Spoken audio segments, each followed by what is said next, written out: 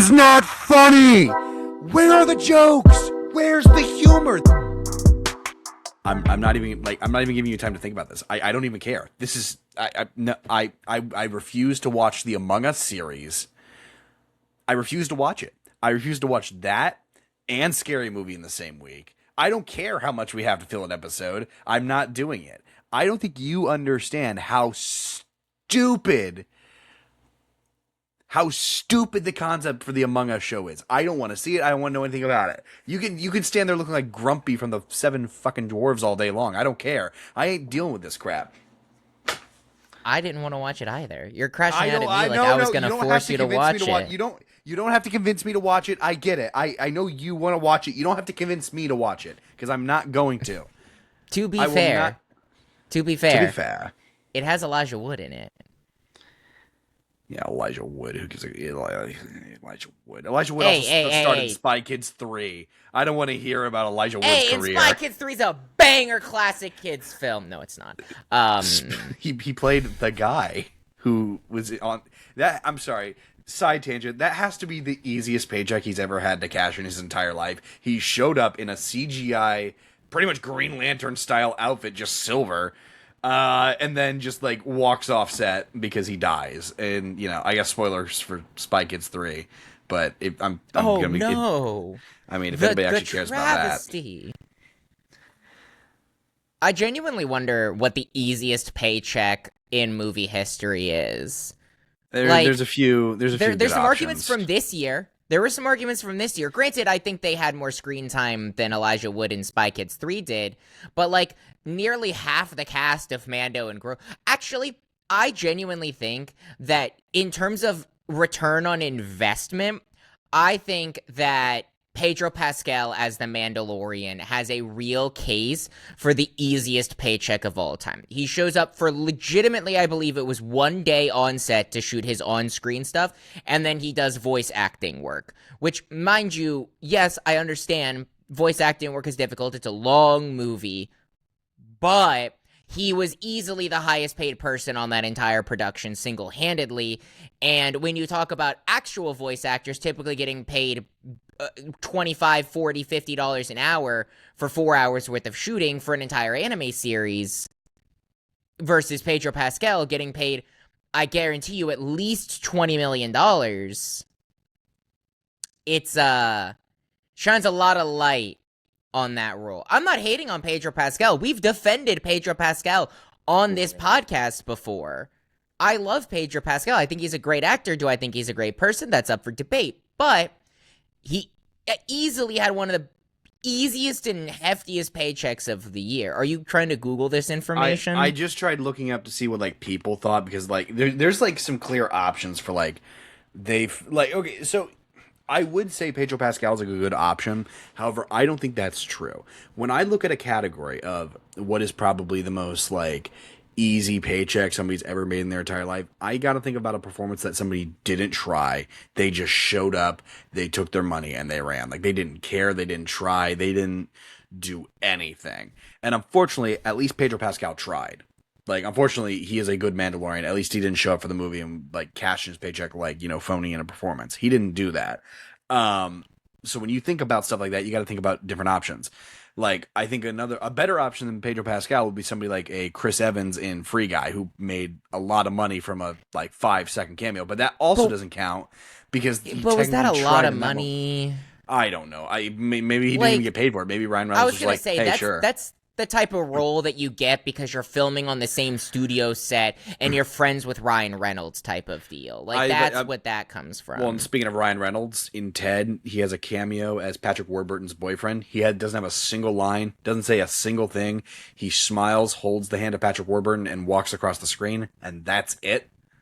Wasn't it the same? It was Channing Tatum was the Invisible Man in Deadpool 2, correct? Was it Channing Tatum? That was Brad Pitt. Brad Pitt. But again, those are different. He wasn't paid for that. It was already confirmed that he wasn't paid for that. That was legitimately a beer type of exchange. Ryan Reynolds talked about it was he just showed up for 2 milliseconds to do one scene and that was it. It probably cost the studio way more to put him in that, in terms of he had to have a costume and the cameras and paying the staff and all of that than anything. Right. So I think gradual cameos like those two, you can't really include those. I think if you're talking about just like easy paychecks of like people who just showed up and didn't care, they just were in the movie. There's a few Robert De Niro roles out there in like some really bad movies in which he just doesn't care. However, there is one example of an actor, and I don't know if you've ever seen this movie, but there's a little movie called Jack and Jill. It's possibly the worst movie I have ever seen, at least one of the worst movies I've ever seen. Al Pacino stars in it, and Al Pacino is clearly there to cash in a paycheck and just not care at all. So I guess to answer your question, I would say that's probably like a high bar, like that he just showed up, made easy money and left because he's Al Pacino and he can do that. There's more examples like that. Oh yeah, I'm sure. There's obviously more examples that we're not thinking of, but right. Well, again, you just thrust somebody into a topic like that. It's like, oh man, I wish I actually would have thought about it, because there's like I bet you there are like really good options that we're not even thinking about. Like, again, Marvel, you could nitpick to death. I'm sure there's tons that you could be like, oh, I'm sure they made lots of money for. Marvel probably not as much, though, just because they don't rely on celebrity cameos in Marvel. Like, if they're going to get a celebrity, I think the only example to that was Harry Styles at the end of Eternals, but that was meant to spin off into something. That was never meant to be it's a celebrity cameo. That was supposed to spin off into further Eternals movies that were in the works at one period of time. I think you could count Elektra and Blade from Deadpool and Wolverine. They would be cameos, because you're not going to see them again. I would highly doubt that you see them in Avengers Doomsday. Like, at least we know Gambit for Channing Tatum is coming back in Doomsday. So I guess you can give them a little bit of whatever. I view that differently, though, because that served a narrative purpose to the plot. Like, I get that, yes, most of it was fan service. Absolutely. Technically, that fundamental role could have been served by anyone else. However, it did make more sense and made it mean more because it was characters we knew. I understand totally where you're going for, and I'm not going to, like, hard argue against you, but I do personally view that type of role a little bit differently. Yeah. In terms of the, just showed up for a paycheck. Because they, did things. Multiple days worth of filming. Yeah, I don't know. Again, you could find examples. I'm sure there's a ton of Marvel and DC where they just kind of show up. They don't do much, but they, are just there. And they're just making easy money. But, again, it's hard with Marvel because a lot of it does serve narrative purpose. Again, with the exception of the Harry Styles one, because that still was meant to set a precedent, but it counts as an example because I don't think Eternals are coming back, unfortunately. As somebody who is a defender of that movie, I wish they would. We're both defenders of that movie, but both unfortunately have to accept the reality that we are few and far between. Yeah, we could see one of those characters again. Again, they're not shying away from it either, because I think it was What If in season 3, I think it was season 3, did an episode with Eternals characters. Even Marvel Zombies. Marvel Zombies just recently had Icarus. They just had Icarus, so they're not shying away from Eternals. I just think that they're not going to be anywhere near a center focus spotlight like they probably wanted them to be. One of the fundamental plot devices of Brave New World, the newest Captain America movie, was the Celestial that raised up out of the ocean covered in adamantium. Now, unfortunately, I think the adamantium is going to play a way bigger role than the Celestials will ever again. But also, think back. Eternals was not the first time we saw Celestials. No, the first time we saw Celestials, I believe, and I apologies if I'm wrong on this, I'm not always great with dates, I believe was Thor Love and Thunder before or after? Eternals. No, the after. Eternals was before. Correct. Yeah. So yeah, no, I think actually maybe it was Eternals, because Thor Love and Thunder, when he's going to Zeus's temple, there's the two celestial beings that are at the entrance. Yeah, they're just there. Yeah. And obviously we have a bunch yeah. I like how they've ingrained them, but it is obviously it's a difficult thing to balance, because power scaling wise, the Eternals are the Eternals. The Celestials are those are. Franklin Richards is now the most powerful character introduced in Marvel Cinematic history. That's going to be a difficult thing to balance, which is why they're going to have to keep him as a child. They already took care of, like, okay, let's say the Eternals did come back. So this is a conversation that's like spiraling into like multiple different things. Now we're talking about power scaling for the Eternals. But look, if Icarus ever came back, the other Eternals have dealt with him. So I don't think that's a big issue. I really think the only one who causes like an actual threat to society is I forget what the character's name, but it's Barry Keoghan's character, the mind controlling guy. Druid. It's Druid. That's the one where I'm like, you're the only one who I really could see like doing anything that's dangerous, because you could convince anybody you go up against just to turn on somebody like that, or to be at your side. Like, it doesn't matter who it is or what it is. He's the only one where I'm like, you could do some real damage. I don't know. We're never gonna see those characters again.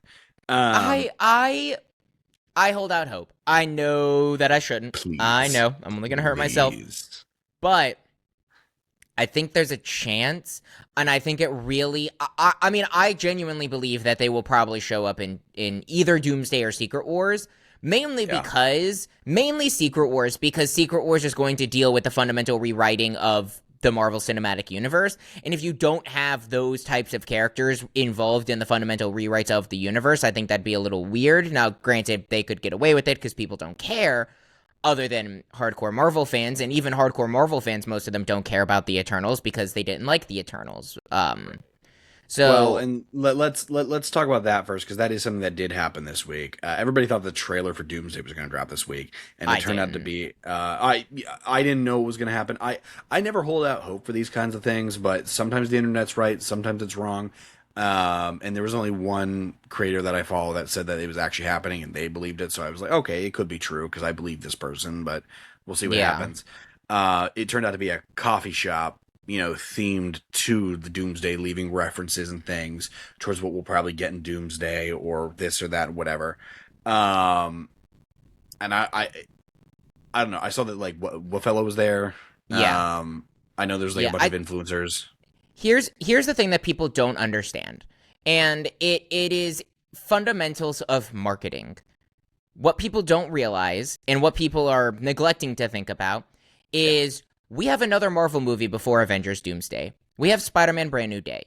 All of Marvel's money, time, energy is going to go towards advertising Brand New Day. Yes, correct. You'll have your pop-up coffee shops. I'm not saying that we're not going to get little things that are admittedly kind of offshoots of marketing, but pretty much all of Marvel's energy until roughly 2 to 3 weeks, if not a month, after Spider-Man Brand New Day it comes out, is going to be focused on Spider-Man Brand New Day. They are not going to release the trailer before or during Spider-Man Brand New Day, because fundamentals of marketing, the distraction, it is going to distract from the conversation of Spider-Man Brand New Day. They want people talking about Spider-Man Brand New Day.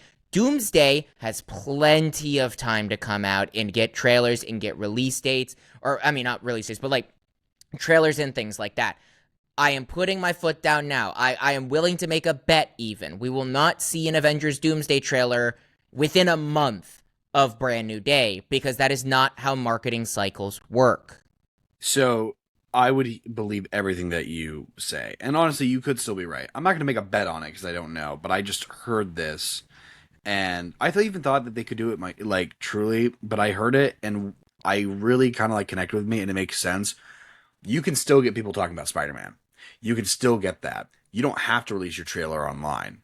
And that's why I don't think they're not going to. They will eventually. It'll be like a month after Spider-Man releases, like you said. But that doesn't stop them from marketing Doomsday. And how do you do that while keeping it within the Spider-Man realms and talking about it? You release it in theaters, and it's only in theaters. So that's the only way you can see the trailer. And it's it's not before the movie. It's as a post-credit scene. Just like they did for Spider-Man No Way Home with Doctor Strange 2. That's a likely thing because they've done it before. And, I mean, It worked. It was a specific trailer for that audience who saw it in theaters. It's still on the friggin' DVD for Spider-Man No Way Home. Like, if you wait long enough in the credits, it's still there. It's not like it was only in theaters. Like, it's on the friggin' DVD. Like, there's a trailer just randomly at the end of the movie. I think that is a high option. I'm not saying it's the best option. I'm saying it's high, especially because exactly the same things you listed out just now.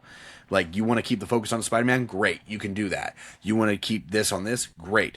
How do you keep people talking about it? You can talk about the trailer, but you are going to need to talk about the movie to get to the trailer because it's within the movie itself. Well, and I think the most obvious counter that people are going to bring to my argument is going to be, oh, well, they did that for the teasers. They released the 4 teasers for Doomsday for Avatar. No offense, and people are going to disagree with me. That was strategic to get people to go see the Avatar movies. They knew that people were going to go see the Avatar movies simply to see the trailers. That was strategic marketing. That was to get butts in seats. They do not need to get butts in. They do not need to get butts in seats for Spider-Man. I'm sorry, Avatar, they are well aware, is a dying franchise. And that's a stupid thing to say for $1 billion franchise, I understand. But let's be honest, you were online a significant, not an insignificant, a significant amount of people bought tickets to Avatar simply to watch the trailers and go back and watch the other trailer and go back and watch the other trailer. That was responsible for a lot of Avatar's money. Not an insignificant amount of it. Now, it is not provable how much of that is. You do not need to do the same thing for Spider-Man, and it is not smart to do the same thing for Spider-Man, in my opinion. Because it's a post-credit scene. I'm not saying that's the same thing at all. First off, I agree with you. I think Avatar the best you're going to get is a Spider-Man will return in Avengers Doomsday. I think that is the best you're going to get. I do not think you'll get a full trailer, personally speaking. I'm not making a full prediction here. But I'd be willing, I would bet $5 on it that something will happen at least close to the movie's release date, despite what you're saying. Because, here's the difference between Spider-Man and Avatar. First off, it's Spider-Man versus Avatar. One, you already said it was a dying franchise. Now, some people are probably willing to die on a hill that that's not true. I'm not one of them. I do think that franchise could die out pretty easily. Even though I like those movies, I do think they could die out pretty easily. I actually really enjoy those films, though. If we did not get another Avatar movie ever again, the amount of people that would be upset would be a lot smaller than people are willing to admit. Oh, yeah. Oh, absolutely.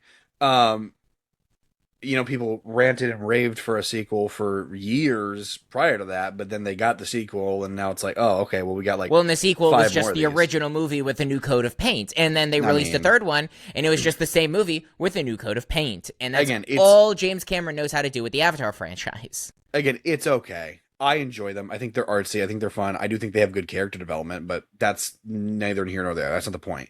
But what we're talking about is Spider-Man versus Avatar. Even having that comparison in my head, it doesn't make any logical sense.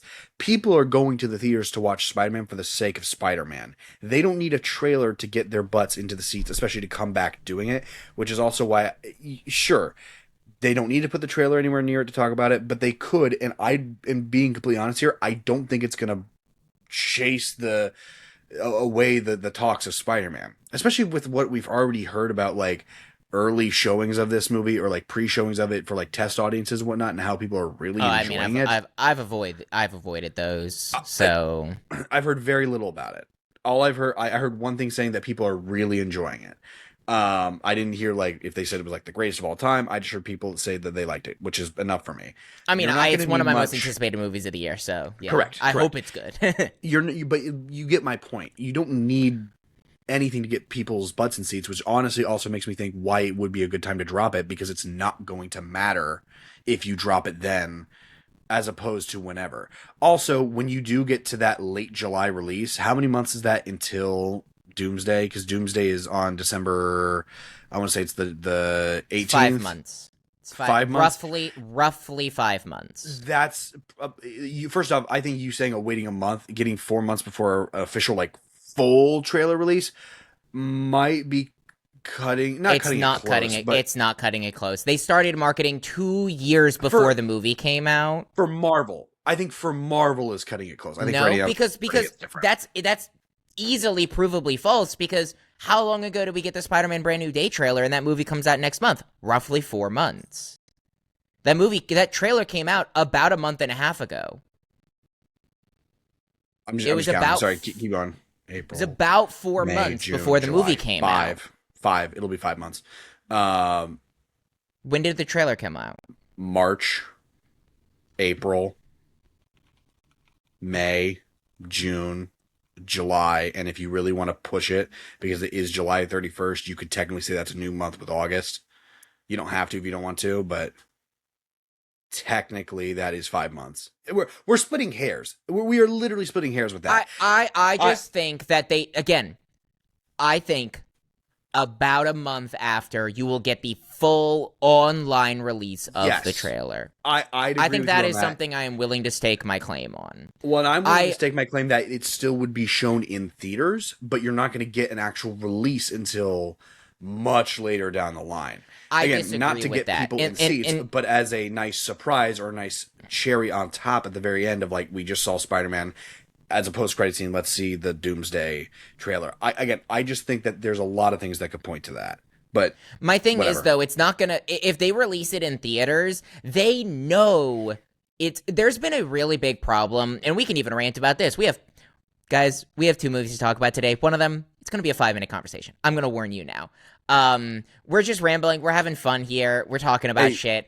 There's been a fundamental problem right now with people recording in movie theaters. I know you're not on social media as much as I am. I feel like every single swipe, it's someone recording in a movie theater, and it pisses me off. It's so stupid. But the reason I bring that up is because Marvel knows that if they release it in a public movie theater, unlike a D23 or a CinemaCon, which is significantly easier to control, they know it's going to release online the second it drops into movie theaters. The reason I say that is if we get a trailer in movie theaters, it will be at best a week before it hits online. I do not think they would wait a month, because they would already come out online the second they release it in movie theaters in nearly high definition. Well, and again, in truth be told, that you're saying a month. I could easily say a week. I mean, month would be something I would kind of prefer. But let's say they did drop it in theaters during the release of Spider-Man. Yeah, you could release it a week later. Honestly, even still, if you didn't, you could release it a week after Spider-Man comes out, and it already makes back half its not half its all of its budget and then some. Yeah. You'd still be fine. The other reason, what I'm saying. The other reason that I have a problem with that is I would rather they spend the time of a post-credit scene focused on Spider-Man. Maybe that's a controversial opinion. I want the post-credit scene of this movie to have to do with the symbiote. Spider-Man finding the symbiote, black suit hint, something like that, setting up for his involvement in either Doomsday or Secret Wars. And easily, I would be totally fine with them saying Spider-Man will return in Avengers Doomsday. Or, to blow all of our minds, Spider-Man will return in Secret Wars. I think that would be a pretty baller move. I would rather that, and that be the setup for Avengers Doomsday or Secret Wars, than have it be, let's just play the movie trailer that people already saw at CinemaCon.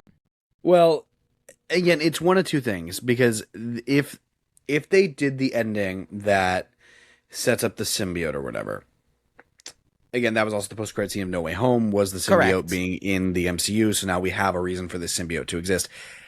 First up, I want to say this. I think the reason that we haven't seen anything for Holland with Doomsday is because Holland's not going to be in Doomsday. I know that seems odd, and that's not like probably a smart choice for Marvel to not put Spider-Man in Doomsday, but I think they're doing that on purpose, because this is a theory that we actually haven't talked about yet. We haven't talked any real theories about what we think about for Brand New Day, at least on the podcast. We may have said a few things off.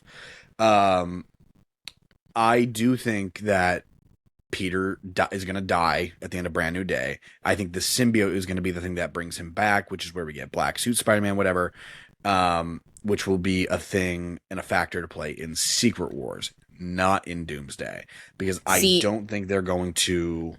I don't think they're going to rush that storyline and put that in Doomsday, especially when you already know you're going to have an overload of characters that we already know, like the X-Men. I think they would wait till Secret Wars for that to happen, especially because we'll still have a lot of characters, but it'll be more of like an Endgame style amount of characters where it's a lot smaller, more of a core group than everybody until a certain point. See, we talked about your theory. I don't know if it was on the podcast or not, but your theory about Spider-Man dying, I fully disagree. I hard disagree. I absolutely do not think that's even going to be something that they explore. I just don't think that's smart. I But can take it or leave it. It's just what I thought. I do agree with you that I would lean much heavier on the Spider-Man will not be in Avengers Doomsday, but will be in Secret Wars than I do on any other theory. Now, I would not necessarily be... Because here's the thing. The biggest thing that people will call on for, oh, he's not going to be in it is... oh, he wasn't in the chair reveal.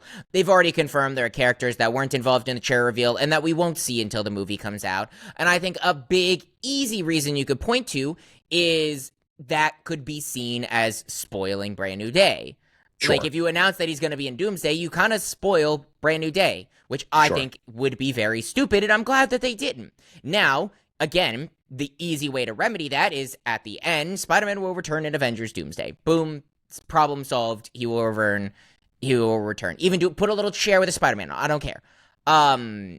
But I would agree that I would much rather them focus on the X-Men that they're bringing in than I would.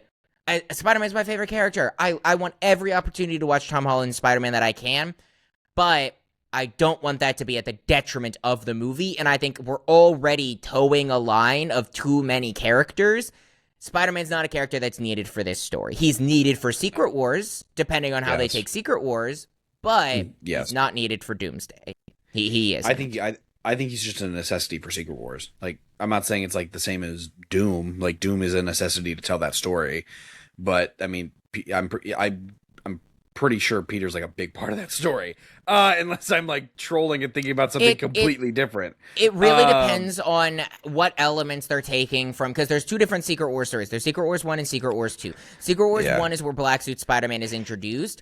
I know they're taking elements from that, but I also know that Secret Wars 2 is where Battle World comes in. And that's the one where I think, again, it just really depends on, are they combining them? Are they doing all one? Are they doing all two? We don't really have a clear answer because there isn't one, because it's taking element. We already know it's not a one-to-one because of the heavy involvement from the X-Men. Not that the X-Men didn't play a role in Secret Wars, but you get what I'm saying. Well, but the X-Men in this movie are going to get fridged pretty much immediately. We already know that. That's not like a real surprise. I think they're going to play a significant... well, I mean, we've talked about this before. Yeah. I lean on the side that the X-Men are going to die pretty early in the movie, and then that's when we're going to get introduced to the new X-Men, like our actual world X-Men. I think we've talked about this on the podcast before. You lean more towards the side that if they're going to die, it's going to be at the end of the movie, and that will set up Secret Wars. I just think that their planet... It's already basically been confirmed that their planet is going through an incursion event, and their planet's getting destroyed, which is why they run to our main continuity for the MCU. Correct. And so they're basically going to be without a home. But we also know that these are not going to be our main X-Men. That's already been confirmed by basically the actors and the Russo brothers and everyone. So it's going to be... also why I'm like, again, they could die, they could not die. I do still agree. I think the film might even start out with the X-Men and the incursion's already happening and the Sentinels. Because I don't know if it's they're fighting the incursion or if it's they're fighting the Sentinels early on. Because you see the Sentinels all around Cyclops in the like 2 mega seconds that you see him. I don't know if they're fighting the incursion or the Sentinels or whatnot. Well, you can't exactly fight like an incursion isn't a physical thing that you can fight. Right. So yeah. So it's again, like, what are they running from? Probably the incursion, but you bring up a good point with Cyclops and the Sentinels. Is that just they've already confirmed that those little snippets are story elements, not actual clips from the movie, unlike a trailer. But why make Sentinels in there? Is that important? Is that not important? Is that just a fun nod? What is that? Are there It could also be a misleading thing, which they have done in things before. absolutely? The Avengers Infinity War trailer, the last shot of that trailer is all of them running away from the Chitauri army, or the little dog Chitauri. I think they're still technically called Chitauri, but they're not they're like the rabid dog versions of them. It's all of them running away. That's not even in the film, but it's like an established shot. There's a lot of, and that's why I'll be very interested to see. They're easily going to be doing the same exact thing with this Doomsday trailer, even when the full CinemaCon trailer releases. I guarantee you that half that trailer is not even going to be in the movie. But it's the only thing what isn't is going to be the fun game. I want this trailer to kind of do, and it's funny because like I'm the biggest person of like I want the most mystery going into it, but like I kind of want them to only really give me enough direction to understand why Doom is kind of doing what he's doing. Maybe not give away everything, but like what's his motive? Like again, we've had all the linked trailers and they've already said that in some way all four of these teasers are connected. I think that might get revealed in the first official trailer. But I want it to be more of like he's collecting all of the children and that's it. But like that's all I like need is like why is he doing that? I don't fully care about. I think the biggest thing is, and this is actually leads into a question, we already know that the trailer at CinemaCon doesn't do that. It simply doesn't. We already know that answer. We haven't seen it. I haven't even seen a leaked version of it because they freaking locked it down like Fort Knox. No, good. Thank you for doing that. Actually, I agree. I'd rather see it in full HD than a crappy phone recording. But my question for you is, and this is something that I've been thinking about, do you think that the first official trailer that we as the public see is going to be the trailer they showed at CinemaCon, or do you think it will be different? If it is, it's going to be changed ever so slightly so that it'll add more things for people that were at CinemaCon. It's different from what they saw. It's that, or they're going to go so drastically different that it makes the CinemaCon trailer feel at least special for that crowd. But that's a select small group of people.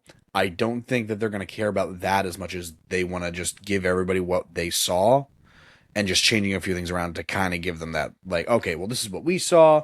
This is what everybody's seeing. But we saw it earlier and we saw it. I don't know. It's something like that. Yeah, because one of the things is, I believe it was Alex from the Escape Pod mentioned when because he was at CinemaCon in the Disney panel, he mentioned that the trailer, there were a few noticeable things that felt slightly unpolished. So it was very clear that the trailer wasn't complete. Again, that poses a question. Does that mean they're just going to give us a more polished version of the trailer we already got, like you just said? Or does that mean that this was never a trailer to begin with and it was cobbled together footage that was used for CinemaCon to go, hey, look, this movie's coming out, and when we actually get a trailer, it will be different? Because one of the biggest things that I've heard is the trailer was good, people enjoyed the trailer, but it wasn't like this is an end game level trailer. It was, no, this was just an interesting, fun trailer. I mean, yeah, I don't know. I think in my mind, it's more like it's a question that I guess I could answer and make a guess, but I don't really care one way or the other. Like, give us what they saw or give us something completely different, because at some point I'll at least be getting, a trailer. Fair enough. I think I just, God, dude, I just want to see this film. I gotta know. Is this gonna be good, or is this gonna be still a heaping so pile many of months out? Dog crap. Dude, Anything's possible. It's gonna be so fun though, because we're gonna walk into Avengers Doomsday. We're gonna watch Avengers Doomsday. We're gonna have a blast. We're gonna walk out of the theater. We're gonna shake hands because we're not allowed to talk about it before we get on the podcast. And then you and I are gonna walk into Doom 3 and sit down and watch Doom 3, and we're gonna get out, shake hands. Here's the thing. That's got to be the other way, brother. That's got to be the other way around. There's no way I'm going to make it. But I'm going to leak this on the podcast now. It's basically official that I'll be back in Florida when we record that sequence, which I think is going to be one of the best decisions ever. Because having Correct. that in-person connection for that, we'll have a studio, like a set, not a studio, but we'll have like a set. Will be like, it won't be you and I cobbled together with poor audio on a sofa. It will be you and I sitting together at a table having a discussion for Avengers Doomsday. Physical human connection. Yeah, I can't do it. We're digital. We're disconnected right now, unfortunately. I can't touch you. I can't feel you. I also don't really want to do that, but I'll shake your hand and say hello, and maybe we'll clink coffee mugs for like a cutesy little artsy photo for the podcast. Hey, we can't do that. That's the escape pods. Is that really? Their logo is two mugs clinking, dude. Is it really? I've never paid attention to their logo. That's so funny. It's I've two never mugs. paid attention to their logo. Their logo is two mugs clinking. A core part of their marketing is two mugs. If you look at any piece of their merch, it is specially tailored to like they have Wicked mugs, they have Spider-Man mugs. Their logo is two mugs glasses, and that's what ours is gonna be. That way, it separates it from theirs. I can't even drink beer. I mean, I just have my. This has been in, I think, every single episode of the pod. My One Piece. Every single episode. My One Piece Tumblr that I got 4 years ago at this point at a Comic-Con. Yeah, no, but I mean, that's fun discussions. I think the only other thing, because I don't really care about time for this one, we'll handle whatever we need to. I was about to say. We don't typically talk about leaks or anything, and I wasn't going to bring this up until DC themselves put out an official image. Have you seen the official image for Lex's power armor? Yeah, looks great. Looks tough, as the kids would call these days. It looks pretty good. It looks like it's powerful. I was unfortunately graced, and I say graced very lightly because I'm not exactly happy about it. I was unfortunately able to see a leak of that armor in action. Looks like it's pretty flexible. Looks like they're doing a good job. That's all I'll say on that because I don't really want to tell you much on it. Yeah, no, it looks good. Gunn has always had a knack for good comic, just like looking. It's very comic accurate, so. Yeah. It looks really good. And I think the biggest compliment, and this is just, it's such an obvious compliment, and it shouldn't even be one because it should be the default, but unfortunately it isn't.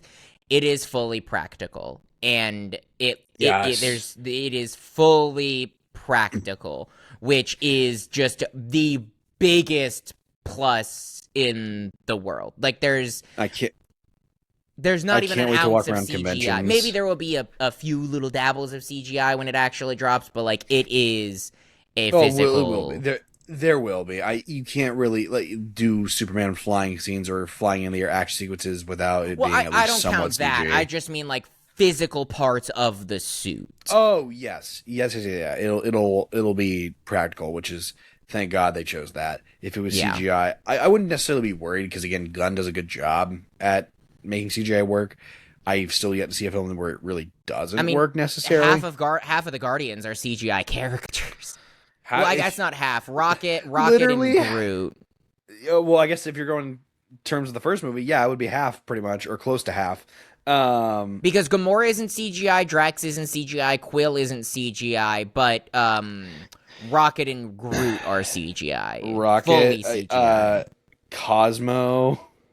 Yeah, but I guess the New Guardians. Yeah. No, the New Guardians is only one CGI, and it's only Cosmo. Kraglin isn't CGI. The girl physical. And Adam Warlock. Those are all physical. Then you have Rocket, Groot. Okay, Rocket and Groot and are Cosmo. CGI. Oh, I guess you're right. So it would be the New Guardians would be half. I guess you're right. Yeah. No, but anyways, I'm glad it's physical. I think Gunn is doing a really good job. I'm excited for that movie. I'm honestly shocked by. I don't know. That movie felt a lot farther away than I guess it is, but at the same time, clearly they're just like starting to get shootings. So, and I think it's 2020? Is it 2027 or 2028? for that 27. movie? 27? 27. Summer 27. So it'll be about a year from now. Okay. Because we got Supergirl at the end of this month. Correct. We'll probably get a post-credit scene for that, which will feed into Man of Tomorrow. Yeah. If I had to guess, probably some sort of Brainiac tease, if I had to guess. I hope so. That's what I would guess. Just give us, like, maybe who the actor is, or just give us, like, a visual of Brainiac ship. It would probably be something like that. That would just make the most sense. Or it's going to be something probably... I always forget. Is Brave and the Bold before or after... Brave and the Bold does not have an official release date still. Okay, never mind then. It's definitely not, we're not going to get anything for Brave and the Bold then. I also don't think it would make sense to tease Brave and the Bold at the end of Supergirl. I get where you're going, but yeah, I think... I'm just thinking about which projects were coming out, so... Yeah, Clayface, but they're not going to do a setup for Clayface at the end of Supergirl. That's just not even... No. That would be ridiculous. I do agree, happening. though, that I think we could get a Brainiac or a Superman. Well, Superman's going to be a lot bigger part of this movie than Supergirl was in Superman's movie. We've already gotten like a full sequence posted online that I've tried to avoid, like the goddamn plague of Superman and Supergirl talking, because DC likes to just I don't know why they put full ass clips of their movies online. Right. They're not the only ones, but I hate it. Look, here's what I will say: if God is good and God is kind, He will give us the Batman 2 trailer. But that ain't happening in Supergirl. Well, yeah, that's not connected in any way. And here's the thing, that would actually be such that'd be such an unbelievable move to do, because if we got the Batman 2 trailer at the end of Supergirl, that would be them confirming that Batman is canon to the DCU. Would they? Or would it just be dropping another DC property at the same time as Supergirl? No, because if they did that, it would have to be... Carson, I'm sorry, we've talked about this before. People are fucking morons. If they release the Batman 2 trailer at the end of a DC property and say, oh, but this isn't connected to the DCU, that is terrible marketing, because people are stupid. That is a topic that we have quite frequently on the podcast, which is that people are dumb. I may be one of those people every now and again. Yeah. No. I don't know. I am excited for Supergirl, though. Like, just more and more getting excited for it as we get closer. People have seen this movie now. Alex from the Escape Pod has seen this movie. Have I spoken to him about it? No, because I will not be speaking to him about it, because I don't want to know. If you do, don't tell me, because I'm genuinely curious to see what this. I'm genuinely curious to see what this film's going to be about. I'm going to avoid reviews like the plague. Like, I'm going to see a review online and be like, phew.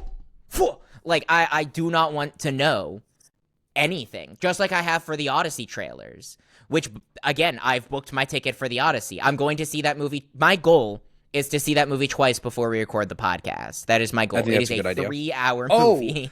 That did officially get it. First off, it's official runtime, which is like correct, 2 hours and 59 minutes, I believe, or 58 or something like that. It's like just like under 3 hours. But it also did get an official rating as far as like PG, PG-13. It's R.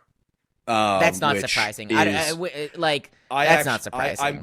I'm glad it is. I am kind of surprised, purely because like Oppenheimer made sense it was R. I think you could have gone either way with Odyssey, but I'm glad it's R because that means they're going to be able to tell and do more. I'm just saying you could do. I only disagree because I'm going to be honest.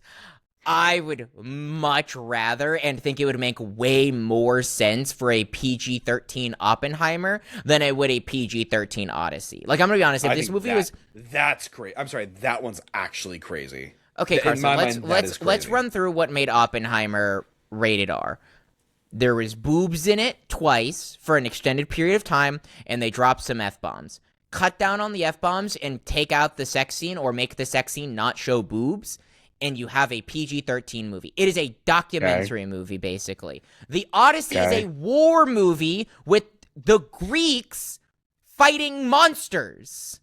So, yeah, but here's the thing. Nolan, the reason I said it could be PG-13 is because it's Nolan, and Nolan doesn't typically do R. The first R movie he ever did was a long time ago, and then he did Oppenheimer. Now it's Odyssey, but most of his films are PG-13, and he's already done a war film before, in which that was PG-13, and that one, I'm going to be completely honest, might be more hardcore what could be an R film than the Odyssey could be, just because it's actual warfare. You can't I really like dispute that fact alone. I'm just saying, I would have been shocked if the Odyssey was PG-13, personally speaking. I think it makes a lot of sense. I'm glad it's not. I wouldn't have been shocked if it was, because no one doesn't, even with doing the Odyssey, he doesn't typically do our films. This is literally going to be his, I'm pretty sure, I wish I checked this to make sure, but I'm pretty sure this is going to be his third R film. Because I know Mementos are. And you can fact check me on that, but I know Mementos are. Oh my God, it has to be. There's no way it's not. Four. What's the other one? Not including the Odyssey. Not four, not including the Odyssey. Okay, what are his other R films? Following in 1998, which was his first one. Memento in 2000. Yeah. Insomnia in 2002, and then Oppenheimer in 2023. Oh my God, I forgot he did Insomnia. Never mind. Yeah, absolutely. I totally forgot. So this will be his 5th rated R movie. So I think I get it. More of his movies are PG-13 than not, but I think this being his 5th, like, I think it makes total sense. Like, I don't think that. Again, just for me, it's a case of, I'm glad it is. I wouldn't have been shocked if it's the other way, because he's done now he's done a healthy mix of both, I guess. But yeah, I don't know. Yeah, I'm definitely over the moon excited for that movie, though. Yeah, be there day one. Hope I'll see it 3 times just to beat your record. I don't know if I physically have time to see it 3 times if you record it on Saturday morning, and it's a 3-hour movie. No, I don't, but I'm gonna do it anyway. Fair enough. Oh, I have an alarm going off. But what we're gonna do, Carson, is we're gonna wrap up what will probably go down as the longest cold open on this podcast by saying, What's up, Nimrods? It's your boys back with another episode of the Nerdy Nimrods podcast, the only podcast on the internet where your 2 favorite Nimrods talk all things nerdy. I'm your host for today's episode, Brandon, aka Parrotfish, here with my forever co-host, Carson, aka a Juggernaut. And the reason that cold open was as long as it was is because our 2 topics for today's episode is Masters of the Universe and Scary Movie 6. One of which, spoiler alerts, never mind. We're just gonna go into how are you doing. I was gonna say something and then opted out of it because I felt like it would be a little too on the nose and spoil too much. Even though we've kind of already made our thoughts clear by going 45 minutes on the cold open. But Carson, before we go into that, how are you doing, brother? Let's see. I had a good week at work. Then I saw a movie on Thursday. I'm not going to say what the movie was, but it kind of made me turn into an annoying rage monster for a little bit. No, yeah, I mean, it could be a movie we're talking about. It might not be a movie we're talking about. You never know. Went drinking around the world yesterday. Survived drinking around the world. Saw another movie. We're here. It's pretty much how I'm doing. Fair enough. Yeah, this week was a busy week for me at work. I was in the office a lot. I had all hands stuff going on for two of the 5 days this week, and then the other days we're catching up because of those all hands stuff. So it's been busy, but it's been good. I can't complain. A bunch of free food. I basically did not eat any food that I paid for pretty much half of this week, which is always a good thing. That's nice. Yeah. When one of your leadership goes, do you want to go out to dinner? You never say no, Carson. You never say no. You absolutely never say yes. No. It could be 8. Absolutely. It could be 8 o'clock. It could be 9 o'clock at night. You could be exhausted. You always say yes, Carson. You look. It's free food. You never turn that down. Correct. But yeah, can't complain about this week. Well, I can, but we'll talk about that later. In fact, we're going to talk about it right now because, unfortunately, spoilers. I think. Sorry. Thank you. Big spoiler warning for both Scary Movie 6 and Masters of the Universe. There will be timestamps in the description. We're going to jump straight into talking about it. Our short reviews, they will contain spoilers. If you do not want to know what happens in either of these movies, don't watch our reviews. That's the end of it. Carson, I will give you your 3 minutes. You will give me mine, and we will talk for however long we feel like talking about Scary Movie 6. I'm gonna do something very special. Just I'm 2 seconds here. This is.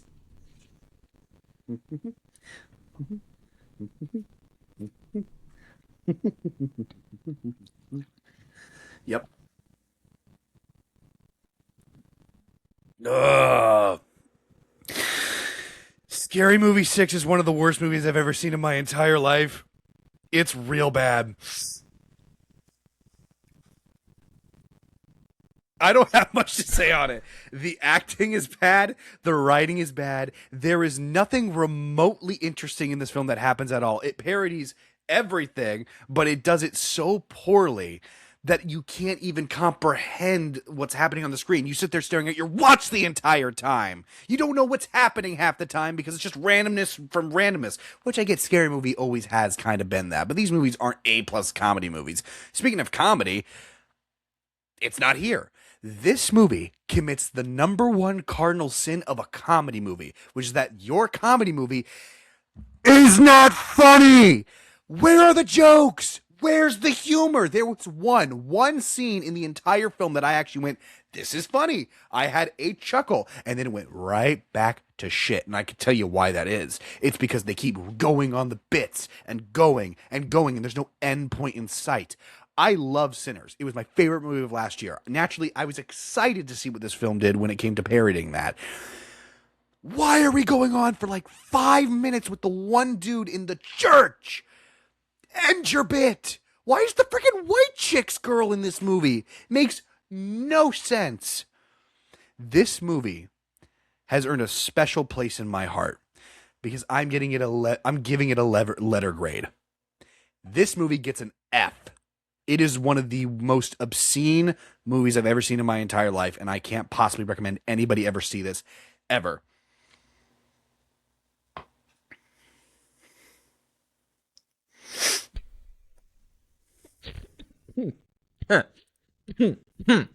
Okay, that is Carson's review of Scary Movie 6. You feel good, buddy? You feel better? No, I had to watch that movie. For reference, I know you're going to give your thoughts here. I just want everybody to understand my hatred for this. I texted you halfway through the movie. He did. Asking, can I leave? Is there any reason that you would be mad at me if I left this? And unfortunately, you hadn't seen the movie yet. Had you seen it, you probably would have granted me permission to leave the theater. I'm being completely serious. Yeah, because I saw this in the opposite order that you did. Or no, I saw it in the same order, but different days, I think. Because different days. Or no, sorry, it was. Because I saw Masters on Thursday, Scary Movie on Friday. That was my order of operations. Yes. So I saw it different days than you, mainly because of ticket availability, because I saw this in Dolby Atmos, which will come into my review as I talk about it. Carson, are you ready to give me my 3 minutes? Go for it. Mm-hmm. Scary Movie 6 is one of the first movies I've ever wanted to pull out a shotgun and shoot myself while watching. I hate the fact that I even suggested that we watch this.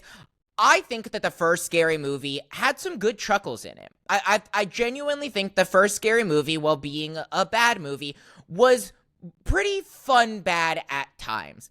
I think every other Scary Movie after that is the worst thing I've ever seen. Now, I don't go out of my way to watch fun bad movies. I don't go out of my way to watch bad movies. But I did it out of the kindness of my heart to the audience because Scary Movie was one of the biggest things coming out this year that people were hyped for. I'm sorry, if you find these movies funny, you need to cut back on the weed. Because that's all these movies are. It is two things. It is stoners trying to think that they're funny, and 40 and 50-year-old grown-ass adults going, we're hip with the youth, we think we know it. That's where you get a naked K-pop Demon Hunters song about smoking weed, thinking that it will be funny. Now, I'll be honest, when I watched that in theaters, it got a chuckle out of me. Not because it's funny, because I'm sitting there going, what the hell is on the screen right now? And just default laughed out of fun. The more I think about it, the more I go, I hope they get sued into the ground. Now, I know that they're not because of parody laws, but, like, genuinely, it served no purpose. It wasn't funny. The Naked Gun is the same style of absurdist comedy that the Scary Movie franchise are. It is throw things at the wall. Sometimes, even with The Naked Gun that came out last year, you will have not funny jokes. There were times in The Naked Gun, one of the best comedies that I've seen, at least in recent times, not ever, had jokes that I'm sitting there going, okay, I'm gonna roll my eyes. That's a little not funny. Unfortunately for Scary Movie, every single joke was not funny. This movie also suffers from another fundamental problem, which is half of this movie was written in 2015. They're parodying Scream movies that came out a decade ago, but then hastily rewriting it to also parody Scream 7. So with the like mother-daughter thing that, okay, cool, but when the other parts of this movie are parodying other Scream movies, you lose the point of the This movie is so Doofy's inclusion in this movie is one of the worst things I've ever seen, ever grace my screen. They've established before that scary movies don't have any semblance of a canon of events that matter. But I do love that in other scary movies, Doofy is the one exception to that. He never comes back. Not only does he come back and play a crucial role, the way that they explain his coming back as January 6th he got a pardon is the most unfunny, politically stupid, haha, we think we're being funny, just like the ice joke. Look, make jokes about, I love those types of jokes, don't get me wrong. I laugh at political humor all the time on both sides of the aisle. Man, they made jokes against Republicans, for Republicans, against liberals, for liberals in this movie. None of them were funny. And they were all done not even tastefully. I can't believe I had to subject myself to this movie. The acting is the worst they've been in all of these movies. Like, objectively speaking, the worst thing in this movie is the acting. Like, they felt like they were purposefully trying to be not even, they were trying to not try, essentially is what I'm getting at. All in all, this movie is an affront to movies. I hope this movie fails. I hope this movie bombs. I hate the fact that I saw this in a theater. I hate the fact that I saw this in Dolby Atmos theater. Not that I paid extra, because I only went because it was AMC A-list. It was a waste of the premium format. It was a waste of a theater. It was a waste of time. Don't see this movie. It's not worth your time. I mentioned I went drinking around the world on Friday. I did that to forget Scary Movie 6. The unfortunate part is I still remember Scary Movie 6. That's not leaving my brain. I guess the one thing we can talk about, I guess the one scene that I kind of found a little humorous, and it's really stupid. I kind of enjoyed the Kai Cenat scene because I thought it was really dumb. See, my biggest problem with stupid. my biggest problem with the Kai Cenat scene is it goes back to what I mentioned in my review of this is a bunch of boomers thinking they know what kids will find funny. And it isn't. It isn't funny. It's stupid. Dumb. Like, again, Naked Gun has dumb humor. We've talked about that. You just said that. But there's nothing in this film that even approaches that level of, like, at least there's a slight cleverness to the dumb humor. It's something that you can enjoy. Like, again, Liam Neeson having his body cam on, he eats the chili dog, and you know, it's like a whole 2-minute scene of the interrogation where it's like, we got to watch the body cam to see what happens here. Like, that's funny. I think the perfect example of humor that was objectively not funny and then became funny because they kept doing it was the coffee bit in Naked Gun. Yes. Where the coffee bit's really good. It was such a whatever bit when it first happened where he like throws his coffee and then another one gets handed to him. It's such a whatever bit. Yes. And then they do it again and you're like, okay, cool, this seems to be a running gag. And then they do it again. And then they do it again. And then they do it again. And then you just have to laugh at the fact that they keep doing it in more and more ridiculous ways. a hand of God reaches through the car window. Like, those things become funny because they do them again, not overly. It isn't every 30 seconds, but it does it smart. Right. I don't mean to offend. It's pronounced the Wayland brothers, right? Wayland brothers, yeah. Yeah. I don't mean to offend them when I say this, but I'm glad you were removed from the Scary Movie franchise, and I'm kind of sad that you were returned to the Scary Movie franchise, because I do believe that the first Scary Movie was kind of good, but that was the only funny Scary Movie that you made. You only made 2 of them, mind you. The Scary Movie franchise, you made 2 of them. The second one is terrible. I hate it. It's probably my least scary. Half of that movie is rape jokes that aren't funny. The one good bit in the second movie is the staircase scene whenever she's throwing things down at Ghostface, and is that even the second movie? Nope, that's the first movie. That's the first movie. That's the first movie. That's not even the second movie. No, your second movie's really bad. The second movie is the one that takes place in the abandoned house that has the one professor where they go to college. Yes. That's the one. Legitimately, half the jokes in that movie are rape jokes. The other is making fun of the guy with the tiny hand, which I guarantee. Oh yeah.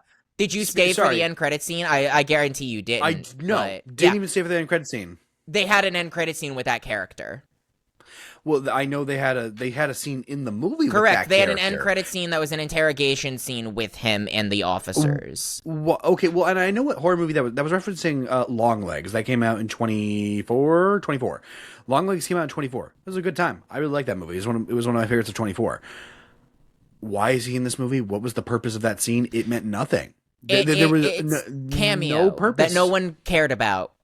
No purpose to that scene or that movie. It just was there to fill runtime. I bet you that scene was added to pad the runtime because they didn't have enough time to make it a full feature-length film. That's how bad it is. Yeah. Granted, I mean, that seems like the entirety of the movie, let's be honest. I'm gonna tell you this, and I'm curious to hear your experience. Okay. My theater, granted, I saw this in Dolby Atmos. No one's gonna see this movie in Dolby Atmos. No one should see this movie at all. But my theater was like half full, maybe 3/4 of the way full. There was a row of people on my left that was a few chairs removed from me that were clearly stoned. They laughed. There was a row of people in front of me, very clearly stoned. They laughed. I sat next to 2 people. Those were the most stone-faced motherfuckers. You would have thought they were going through military basic training. Like, I was right there with them most of the time. We're all 3 of us did not know each other. I know their thoughts of this movie because all 3 of us are staring at this screen with the straightest faces, because I will tell you, we were the only non-stoned people in that theater, and unfortunately, the only people that are going to find this movie even remotely funny are the people that go to this movie high, and that's not how you make a movie that's worth seeing. It simply isn't. Correct. And if you disagree with me on that, I don't give a shit. Fuck you. Like, I don't care. Yeah. Just low-key being completely honest here, I had a 75% full theater. This was one laugh in the entire theater, and it was the thing that I laughed at when I told you this weeks ago on the podcast. There was one joke in this movie that was like, yeah, this gives me a little bit of hope for it. Was he opens the door, we're here to do some half gay shit, and he opens the door, why just half gay? That got a chuckle out of me, and I heard it out of a bunch of people in the theater. Other than that, that was it. Oh, that's actually another great point. The only scenes that were funny or remotely funny from this movie were spoiled in the trailers. The trailer. They had one trailer that I watched from this movie. Every single scene that I guarantee you probably would have gotten a pretty good chuckle out of me in theaters, like that scene from Sinners, was spoiled in the trailers. And you know why? Because they knew that those were the only funny jokes in the entire fucking movie. So they had to put that in the marketing, making you think, oh, maybe this movie has a chance. Maybe there's some hope that this movie will be funny. Nope. That was just marketing. Like, yeah, I mean, I'm pretty sure they didn't even have Doofy in the trailer. If they did, I don't remember it. I don't think they did. Yeah, Doofy's not a funny character. Well, and Doofy's parodying Scream 6. No, it wasn't even Scream 6. It was Scream 4 or 5 that he died. Scream 5. Scream 5. That Again, Joey dies, this movie is parodying Screams 4 through 7 all at once. And 75 other movies. That's the other thing that I don't understand. The first Scary Movie really only parodied like scary movies, like horror movies, for the most part. Yes. It had some other cultural references. Scary Movie 2 mainly only parodied, like, horror movies. It mainly only parodied scary movies. Why the hell did this movie parody every fucking movie on the face of the earth? Why was there a K-pop Demon Hunters? Why was there a... Ballerina. No one saw that movie. Fuck you. I enjoyed that movie. Like, I really liked that movie. Like, we had complaints about it, but we really enjoyed it. What do you mean nobody? Like, I'm not offended by that joke. I want to make that clear. None of these jokes offended me at all. The only thing that it offended was comedy. That's the only thing these jokes offended. The only reason I was actually offended by this movie is the fact that I had to sit through this movie.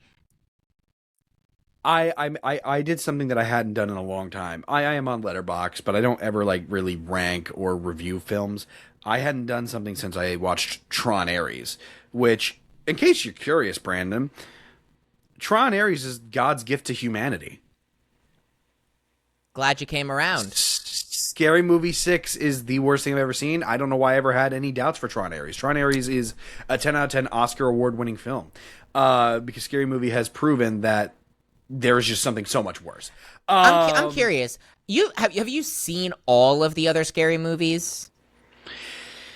I stopped after 3 because they were that why bad. You think. So I'm gonna tell you this. That's why you think this is the worst. This is not the worst Scary Movie even, and that's how bad this movie is. That's how bad the Scary Movie franchise is, Carson. This is not the worst Scary Movie. This movie is horrible. This is not the worst Scary Movie. It point blank isn't. That award goes to... And obviously, recency bias, obviously. No, that award goes to 4. 4 is the worst Scary Movie. 5, everyone says is the worst Scary Movie. I think it's the second best, which is such a low bar that I wouldn't even say best in the same sentence. I'm just illustrating a point. It's the second, not worst. 4 is atrocious. I'd even put 2 up there. Like, this is not even the worst Scary Movie. That's the worst part about this franchise. Now, the Wayland brothers only wrote 1 and 2, and 1 is the best. It got some laughs out of me. Like, in fact, here's the saddest part. I was watching 1. The first 5-10 minutes of this movie, I sat there with a straight face, wishing I hadn't agreed to watch Scary Movie 6. Like, I watched it with a straight face. I did not care. About 10 to 15 minutes in, I started to have actually a pretty good time. It's dumb, but I do think that there is, if you look at it and you're just there to have some dumb fun, I do think you can have it with Scary Movie 1. That is the only Scary Movie you can say that about. You cannot say that about 6. You cannot say that about 2, 4, 3, 5, whatever. 1 is the only movie you can say that about. And it's just like... again, like I've talked to you about superhero movie before, which I still think you should watch. I probably will. There's a few good bits in there. It's funny. The parodying of Spider-Man's really funny. But like it's objectively not a good movie either. I have no problem with... Here's the thing. There's a way to make a fun, bad movie. Scary Movie 1 is a fun, bad movie. Sharknado is a fun, bad movie. Sharknado is a fun, bad movie. The Room is a fun, bad movie. No, The Room's just bad. Okay, that's fair. That's fair. The Room is a fun, bad movie if you're drunk as hell. I'll give you that. So many memes. But not important. There is a way to make a fun, bad movie. This is just a bad movie. This is not a fun, bad movie, and most of the Scary Movies are not fun, bad. They're just bad. It's just unfortunate because they did clearly try, and that's the saddest part, is that they did try, because they have all these bits that are like, oh, Tiana Taylor from One Battle After Another's in this. God, that was forced. Like, I hated that bit from the start, because again, that's going back and parodying a Scream movie that came out over a decade ago. Because they couldn't parody them, because there hasn't been a Scary Movie since, 2007? Something like that? I don't know, something like that. I will say, credit where credit's due. This has the best twist since the first one, because I do actually really like the Doofy twist in the first one. I do think that is kind of funny and kind of clever in a way. This has the second best twist. It's not a good twist, but Shaq showing up was surely funny. I'll give them that. It was Shaq and who else was it? It was I almost said Anthony Richardson. That's not it. Anthony Richardson's a football player. It's Anthony something. I don't know. It's the guy from Blackish. Yeah. Really funny. I love Shaq. You want to talk about cameos of people who cashed in paychecks for doing horrible jobs? Shaq in Scary Movie 6. Bro showed up and then got stabbed. And he didn't even try. He didn't care. You want to talk about cameos? Or you want to talk about people who cash in paychecks? That's your person. Yeah, it's funny because the more I think about this movie, like I'll be totally transparent here. When I walked out of this movie, like I made the joke about like this is the first movie like watching it that made me like want to pull out a shotgun. That's not entirely true. I had not the worst time in the world in theaters. Like I didn't enjoy this movie at all. I rolled my eyes probably more than I ever have in a theater ever. But I wasn't like, oh, this is terrible. Like even when I wrote my Letterboxd review on this, like it wasn't the worst review I've ever given. The more I think about the movie, though, and the more I spend time, like, iterating on, like, any times that I even remotely got close to giggling, I just go, but why? Like, was I laughing with the movie, or was I laughing at the movie? And the answer, 100% of the time, is I was laughing at the movie. And I go, ooh, that's not good. I didn't even laugh at the movie. You talk about your experience leaving in the theater. Let me tell you about my experience. I was looking at Tide Pods online, and I thought about doing the Tide Pod challenge because that would have been infinitely more entertaining than watching Scary Movie 6. I didn't finish my thought from earlier. I wrote a review for this film on Letterboxd, and that review simply stated, an hour and 33 minutes of my life that I am never getting back. Done. That's how I feel about the fact that I watched all 5 scary movies leading into this. I didn't rewatch any of them.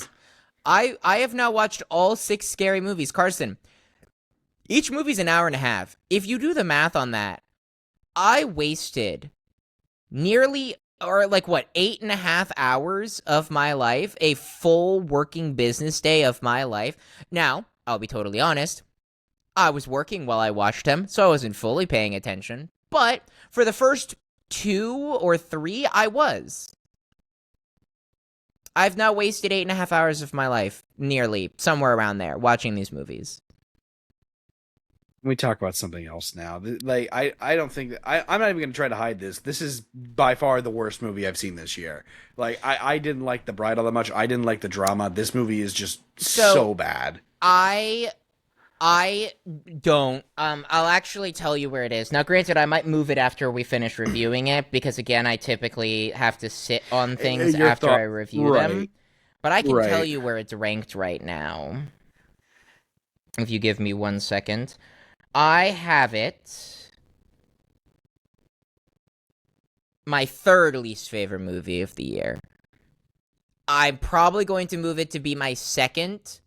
I don't think it's going to top The Bride, and the only reason I say that is, objectively speaking, Scary Movie is the worst movie I've seen this year, but, as I said, I was not offended by anything in the movie other than the offense to comedy.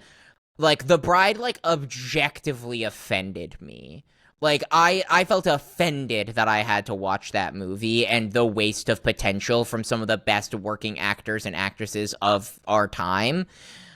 I don't think I can put this below The Bride. Right now, the only movies it's above is The Drama and The Bride. Those are my 2 least favorite movies of the year right now, and then Scary Movie 6 is 3rd.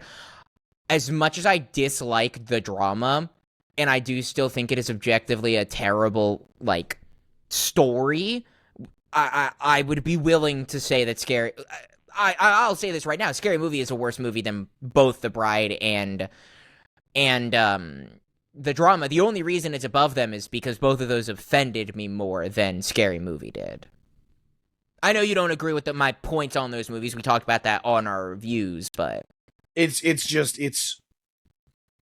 I've said my piece on it. It's so bad. It's not even funny. I hope to God I hope somebody burns this and all copies of it. I dragged my friend to the theater to see this with me, and I wanted to like apologize to him after.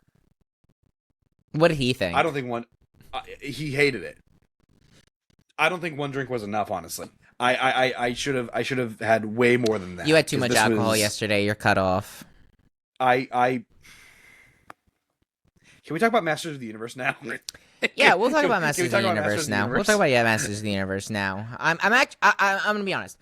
I knew your thoughts of that scary movie because I knew they were gonna be very close to mine. It's not a good movie. You also texted me asking if you could leave, and I knew the second you did that it was gonna be a scary movie. You didn't even need to tell me. I will say, I do still find it funny. I was a little pissed off in the moment, as you could tell by my tone in the text message. But retrospectively, yes. I do find it funny that you were like, not giving away my thoughts or anything, but how mad would you be if I left the theater? To leave the I'm theater. Like, hey, dumbass, I don't think you understand what not giving away your thoughts means. I don't think you understand the concept of not giving away your thoughts. More so for the joke, because I knew I was going to give away my thoughts, but it was like, I got to tell him, I can't stay here anymore. I got to get out of here. I guess I could have lied, but why do that? I'd rather just be honest and maybe even save you the time. Hey, I saw this. Maybe we don't talk about this on the podcast this week. But then I FaceTimed you like, I think it was either earlier that day. You were already on like Scary Movie 4 or something. I was like, I can't. He's got to watch it. I'm gonna be honest, Carson. The only reason that I forced you to sit through all of Scary Movie 6 is because I had already wasted so much time watching the other Scary Movies that it was a sunk cost fallacy of we are going to talk about Scary Movie 6, even if it's for, I think we've been going for 20 minutes now, maybe, if that. Which is longer than I thought it would be. Granted, we've been only rambling on the same point over and over again about how terrible it is. We haven't really said much new, which, to be fair... So bad. What else new? If you came for an intelligent review... Not that we typically give intelligent reviews, we're nerdy Nimrods. But if you came for an intelligent dissection review of Scary Movie 6, you're never gonna find it anywhere on the internet, let alone here. So have fun. No. Yeah, Carson, go ahead and give your thoughts on Masters of the Universe. This is a good time. Like, I don't really have all that many complaints with this film, which is funny considering after watching the trailer for this film, I would have easily said this is probably going to be shit. This is like a Dungeons and Dragons movie, a Thor Ragnarok movie, where it's just a fun time. It knows what it is. It's based off of the cheesy cartoons from, our parents' childhoods. I don't certainly have like any emotional attachment to it. I didn't watch He-Man growing up, but it's clear that they did have a little bit of a care behind it because honestly, I don't feel like anybody here really cashes in a Paycheck. I don't think anybody's half-assing it. I think everybody's having a great time with it. And along the way, there's a little bit of a heart to this movie. It's not outstanding. It's certainly, again, I said like Dungeons and Dragons and Thor Ragnarok. This is definitely like, of the three, would still be on the bottom. But it's an entertaining film. Certainly more entertaining than I would say I probably had more than with like Mortal Kombat, where it's like this at least has a through line. It's funny. Like it has some genuine laughs in there, unlike another movie. Scary Movie 6. The lead actor, who was also in Sheep Detectives, it's the same guy, lo and behold, does a great job here. A phenomenal job. Jared Leto as Skeletor is the standout. He is funny. He is cheesily menacing, if that's even a way to describe somebody. Idris Elba does a good job playing the, I guess, Obi-Wan Kenobi of this film. Nobody really has like a bad moment here. I don't know exactly what characters from the show versus what's actually here, just like an original character. But I think that this is a pretty good time from start to finish. Fair enough. Masters of the Universe is one of the biggest surprises of the year for me. It's not my favorite movie. It's not even top 10. I would easily say, though, it is my favorite adaptation of the year. I would put this above the Mario movie. I'd put this easily above Mortal Kombat. I had a blast with this movie. Like, even from the start. Now, granted, the start was a little bit like okay, maybe this is going to be exactly what I think it is. And for the most part, it is. But it's way better of a version of what I expected it to be in terms of it's predictable, it's cheesy at times, but the acting is way better than it should have been for this movie. The comedy is way better than it should have been for this movie. Like, I laughed handedly in this movie multiple times. It was easily the funniest movie I saw this week, if you know what I mean. This has really good action. I would go as far as to say, controversial opinion, I'd put some of the action sequences in this movie above the action sequences in Mortal Kombat. Like, Mortal Kombat is mainly combat, hence the name. I think that some of the fight sequences, specifically the one at Snake Rock, were really strong and really fun to watch and really surprised me. I think Camila Mendez's chemistry with, I'm going to mispronounce his last name, but Nicholas Gonzalez, or I probably shouldn't have even tried to say that, but Nicholas, their chemistry on screen was insane. That sequence in the forest where he leans in, I could feel the sparks in chemistry. And then that joke of, oh, our friendship, that's the hardest I've laughed in a theater. Honestly, nearly this. I laughed so hard when she said that, when she friend-zoned him. Like, again, this movie is surprisingly funny. It's surprisingly good. You know exactly where this movie is going to go at every single turn from start to finish. It is, but I am surprised by how little time we spent in the overworld, honestly, with how much this set up to be like, hey, we're going to spend a good amount of time exploring, finding. Nope. They know that you don't care about that. They know that that's not what you're here for. They get that over with. You spend maybe 20 minutes in the real world and boom, you're in the fantasy world. You're with the characters you love. You're building a team and you're off to the races. Jared Leto, I don't think was amazing, but he was way better than he should have been for being Jared Leto. Now, I know that Jared Leto has given good performances. Unfortunately, those were 30 years ago, and he hasn't done one since.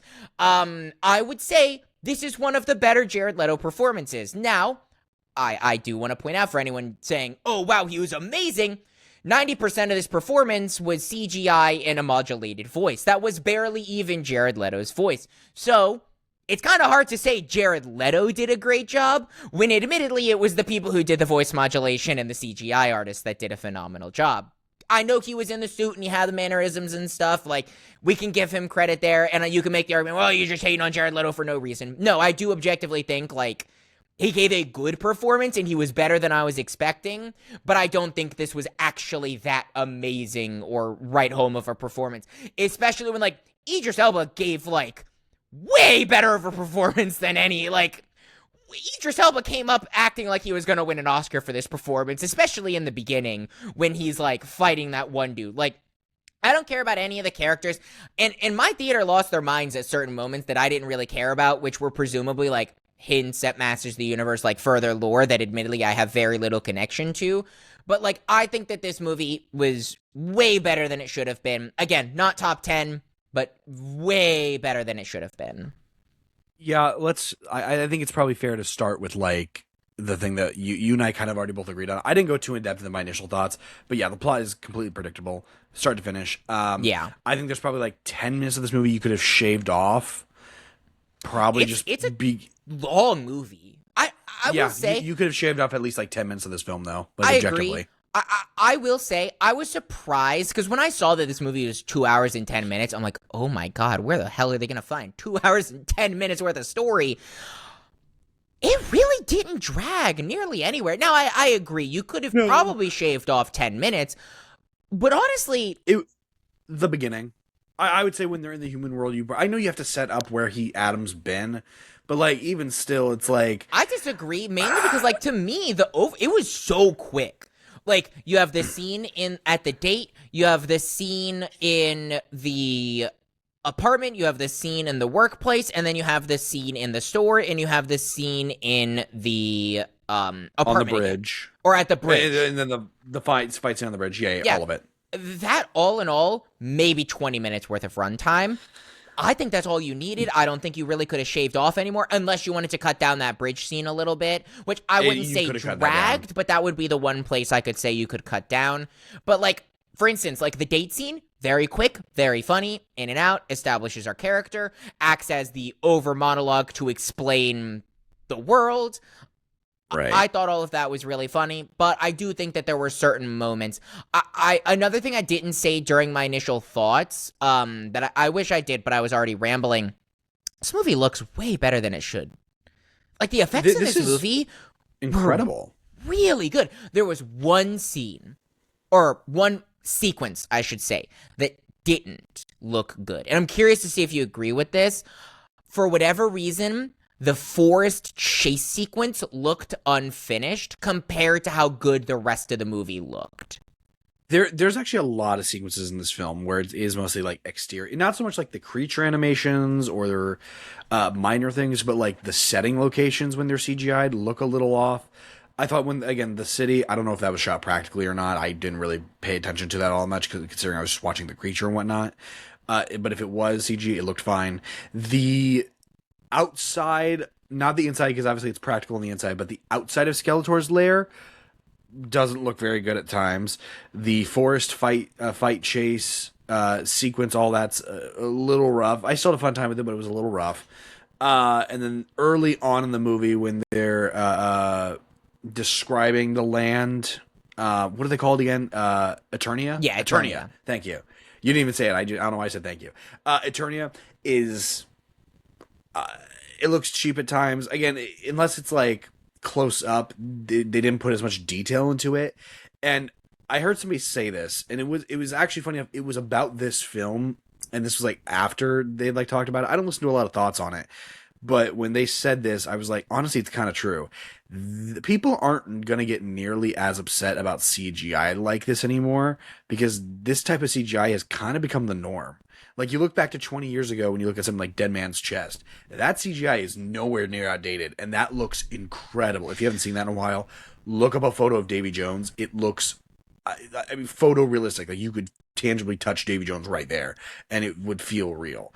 There's a lot of CGI nowadays where it's just become bad quality, but because it's happened for so long and studios have made cuts and people are just adjusting to it, that it's kind of becoming the norm, and that's kind of where I'm fearful is like people are going to stop complaining about CGI like this. I agree. I think the only reason why I give a movie like this the pass is this was never going to be a movie that had phenomenal CGI, nor does it need it. Now, when you get into an Avengers movie where you are supposed to take things pretty seriously and a lot of it is effects and stuff, not saying that this movie isn't, I think the CGI matters way more.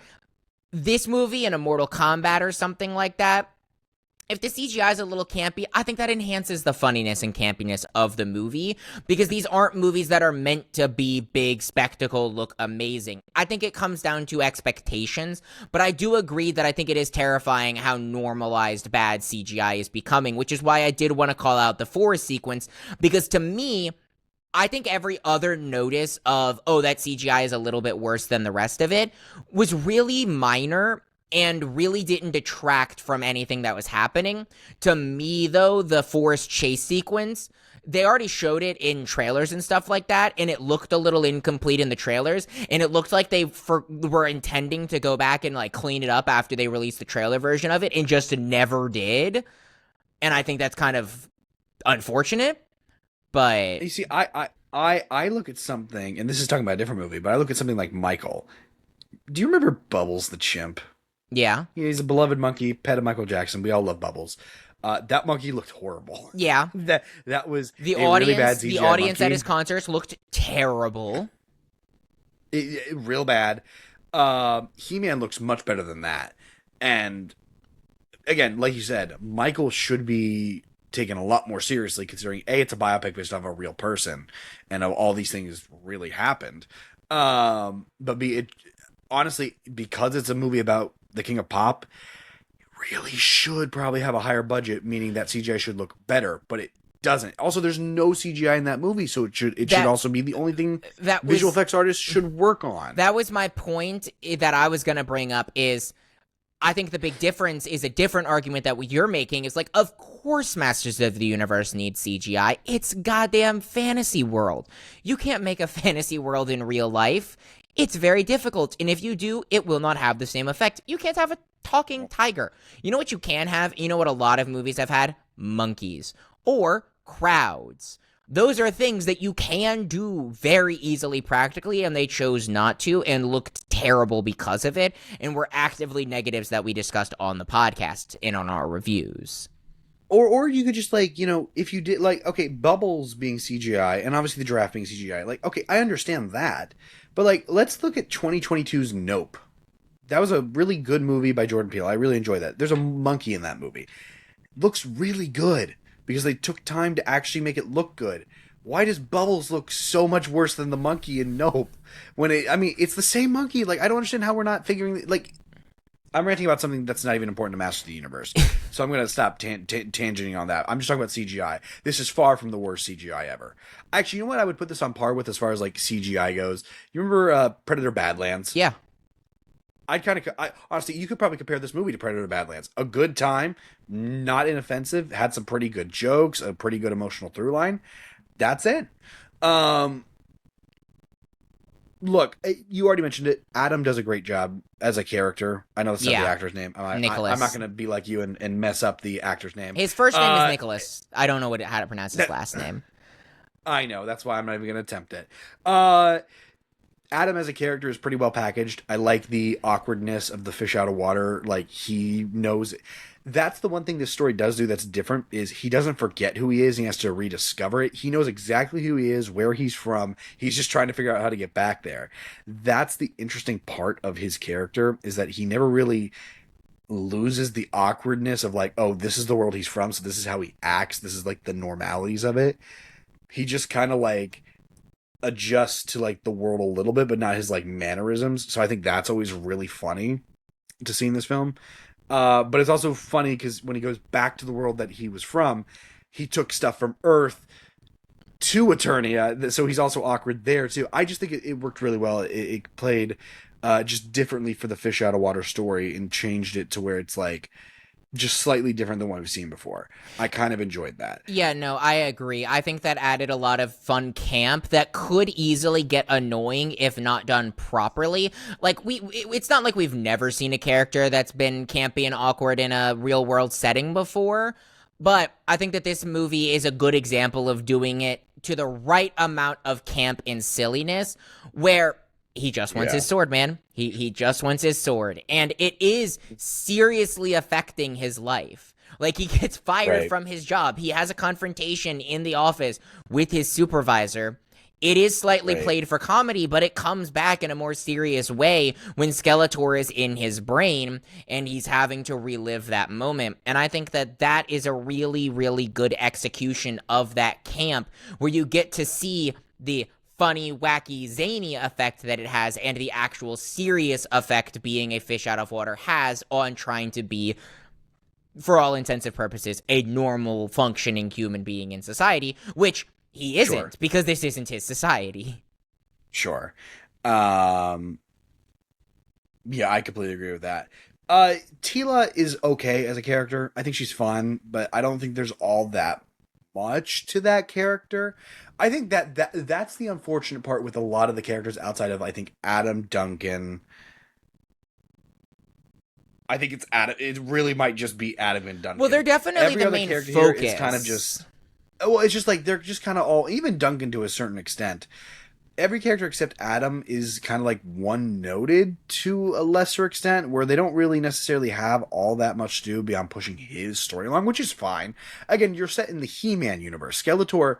I already talked about how I loved Jared Leto in this role. Is cheesy, goofy, fun. He's exactly how you would think Skeletor would be in live action. Alison Brie is Evelyn, probably the worst character in this movie. Just being honest, they give Evelyn nothing to do, and they give her multiple moments in this film where it looks like she's going to do something, and then she just doesn't. Yeah, well, I actually want to talk about that after you're done with this point. No, no, I'm just talking about like all the actors in general. Like they all do a good job. Like not disputing Alison Brie, not disputing Jared Leto, Elba, Mendez, any of them. They all do a good job. Other than Adam, there's no real depth or development to any of their characters. Even Elba, who is given certain things, it doesn't hit as hard as you would think. And I'm going to pull this comparison because this is the closest thing I can think of it. But when Elba played Bloodsport, it's kind of the same type of character. Both just horrible father figures who maybe at one point were pretty honorable, pretty good people, but then chose like a wrong life. Obviously, in this movie, it's different. Obviously, Suicide Squad, he killed people for money. Here, it's, he's just become a drunken shell because he failed or whatever. Very different. Even his comeback isn't really all that like interesting, just because like I don't feel like they go deep enough into it because they're focusing so much on Adam. But go ahead and you can talk about Evelyn now. Evelyn is definitely the biggest disappointment because it was very much setting up, and granted, she survived. She'll probably come back. Maybe she'll be the main villain of the next movie. I have no idea, and I don't know the lore. But they did a lot of interesting stuff with her characters, setting up a possible betrayal. Maybe she was going to turn on Skeletor at the last minute because of his very apparent abuse, which I think was actually a very interesting plot in this movie, was his abuse of her and her quick, like, recognition of that. But again, the argument that you can make is, oh, she put up with the abuse because she got what she wanted and she was wanting power and what have you, which I think is very interesting. I just think that they were clearly in my opinion, they were very clearly setting up a possible heel turn at some point in time, and then they never did it, and I was kind of caught off guard by that. There wasn't even like a hint that she was going to do that. Maybe that's just me reading into it. I don't know, but I do think that was one kind of, call it wasted plot line. I don't know if it was even a plot line that they were trying to hint at. Maybe I was just reading too much into it again, but yeah, I mean, I think also another problem with how these characters are, some of the writing in this film is genuinely baffling because they have some really good lines of dialogue, but then they have like the ones when Adam and Tila are like on the ship and she's talking about like Skeletor took over everything, this, that. Adam, I don't remember what the Adam's line prior to it is, but he's asking basically like, well, why did Skeletor do this? And she just goes, he's a bad guy. I kind of find that funny. I'm gonna be honest. It was funny because the line. It was funny, but I don't think that was meant to be the. I don't. If it was, change the line. Even Thor Ragnarok has lines that are somewhat serious at times, or at least sound okay. That just sounded stupid. Like, give it a little bit of a reason behind it. Like, you don't have to give the reason for him doing all the things, but like, other words than just calling him because he's a bad guy. Really, that's so cheesy. And it's not even like cheesy and good in like the sense of like how cheesy this property is. I don't know. It's just things like that where it's like it doesn't help the characters out in the long run at all. Yeah. I am going to disagree on a point that you made. I really liked Tila's character in this movie. Is that because I was very attracted to her? Maybe. But I do think that she was very interesting as well, especially with her relationship with her father.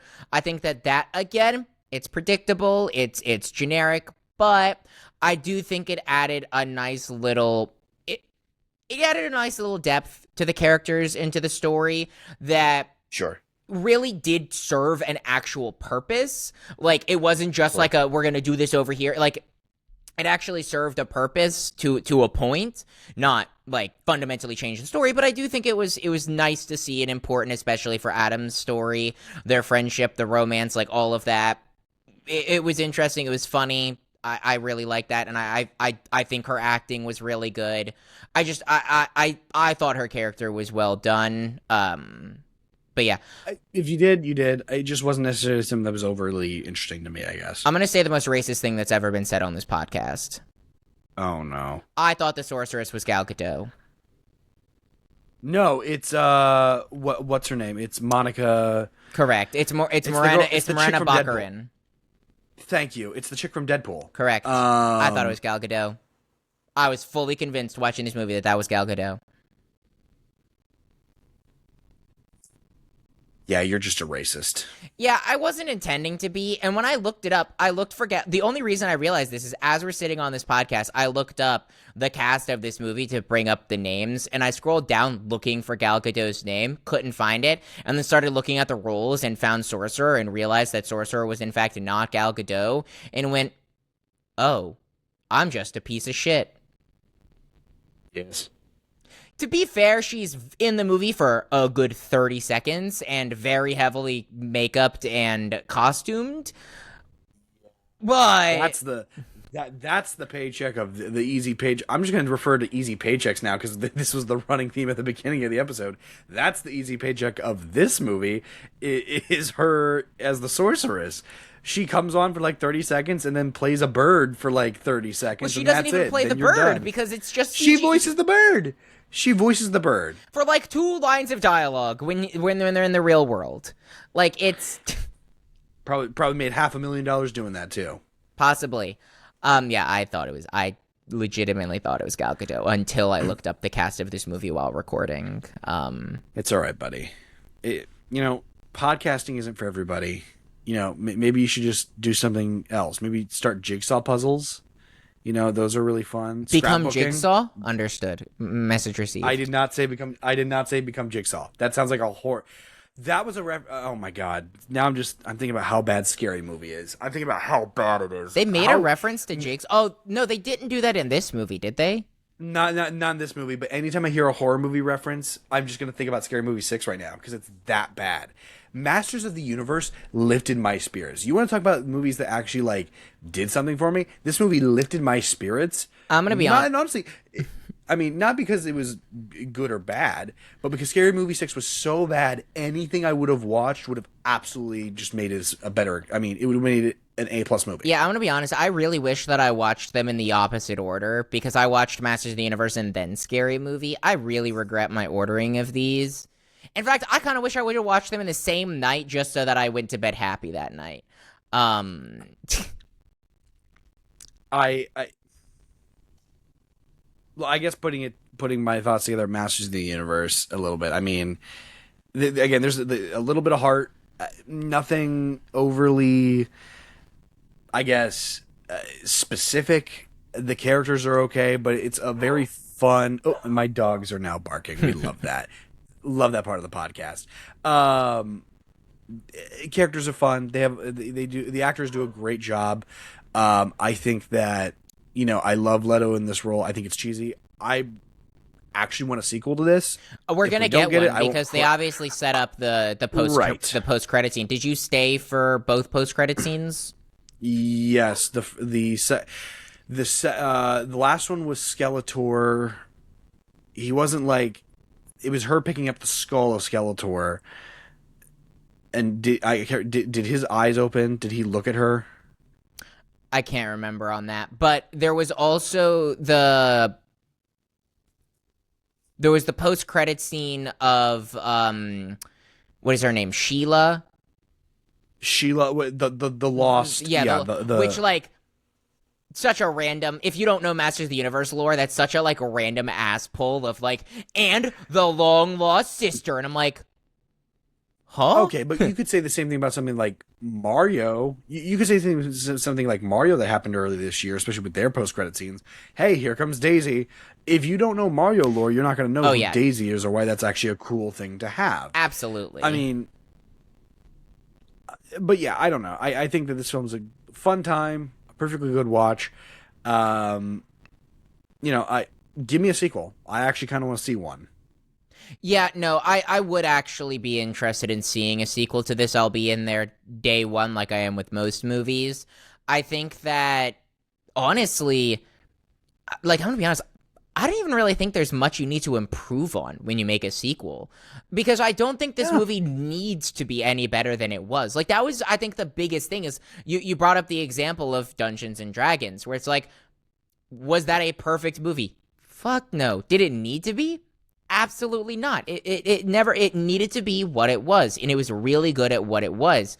This is another example of being really good for what it was. In fact, again, I said it in my review. I'll go as far as to say it was way better than it needed to be. Like, yes. Like, objectively speaking, the only big thing that I could complain about this movie is how predictable the story is. But you could also not really view that as a complaint, because I wasn't going in expecting the next Odyssey out of Masters of the Universe. So Right. It all kind of goes down to how you look at it. And if my only complaint is something that really isn't a complaint, because everything else is just like fun, goofy, zany, it's freaking Masters of the Universe. Oh, I know this didn't matter to either of us, but I picked up on it immediately. Did you understand the cameo, the major cameo, the biggest cameo in this movie? What was the biggest cameo in I'll this give movie? you the scene. It was the gym scene. No. What was There's been another Masters of the Universe that was released in the 80s, I believe. That was the actor for He-Man in the 80s version of Masters of the Universe. That's why the whole line of, do you have any words of wisdom, anything to pass? Like all of that conversation meant a lot to fans of Masters of the Universe, because you had the movie, again, I believe it was the early to mid 80s, where you had Masters of the Universe. That was the actor who played He-Man in that movie.